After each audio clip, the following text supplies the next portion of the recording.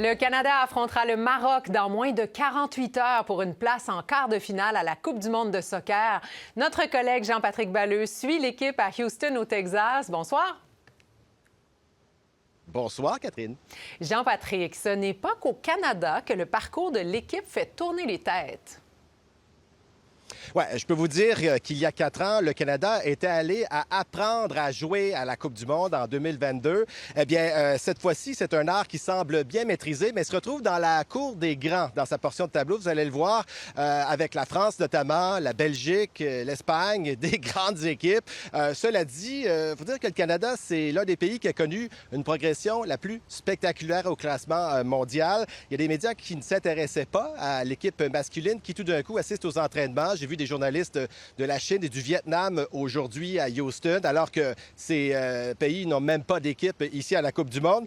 Alors, quel est le secret de l'équipe canadienne depuis une décennie? Voici quelques pistes de réponse dans mon reportage. On est un marchand d'émotions et de rêves pour toute une nation. C'est quelque chose d'incroyable. À son premier mondial, Nathan Saliba est sur un nuage. Mais dans sa jeunesse, il avait d'autres rêves que de porter le maillot rouge. Que s'est-il passé entre 2014, où le Canada croupissait au 122e rang, et maintenant, où il figure parmi les 16 équipes toujours en lice dans cette Coupe du monde XXL?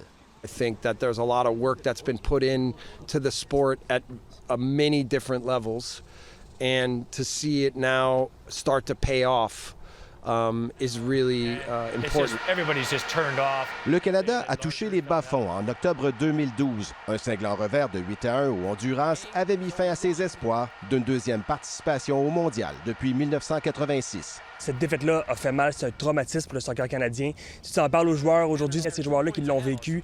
Ils essaient de passer à un autre sujet tout de suite. L'embauche de John Herdman en 2018 a tout changé. Il venait de mener les Canadiennes à 2 médailles olympiques. John Herdman avait jeté les bases d'un bon programme qu'il avait commencé avec le programme féminin. Très axé aussi sur le croire en ses capacités, ne pas avoir de complexe. L'effet est immédiat et c'est tant mieux car le Canada venait d'obtenir l'organisation de la Coupe du monde et ne voulait pas jouer les figurants.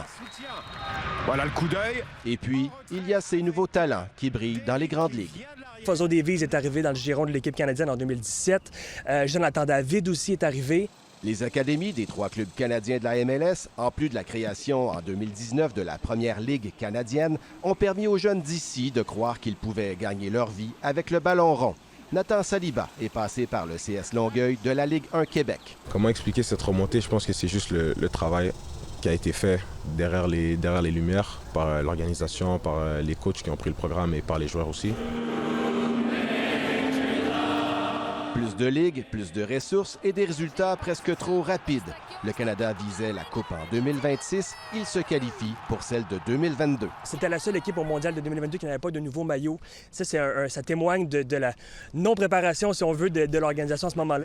Jesse Marsh prend la tête de l'équipe, alors classé 49e en mai 2024. Motivateur reconnu, il amène la confiance des Canadiens à un autre niveau qui s'apprête maintenant à se frotter au grand dans la fournaise du Texas. Et quand Marsh reçoit des textos de Wayne Gretzky, on comprend que son équipe a déjà brisé un plafond de verre. He's super supportive of the team, and he wants, he's like, look, I don't know enough about football, but do we have a chance? And I'm like, yeah, we have a chance. Like, let's go for it. Peu importe le résultat de samedi, c'est déjà une Coupe du monde réussie pour le Canada. En souhaitant qu'après son passage à Space City, ce club étoile brille longtemps au firmament du soccer mondial. Ici Jean-Patrick Balleux, Radio-Canada, Houston.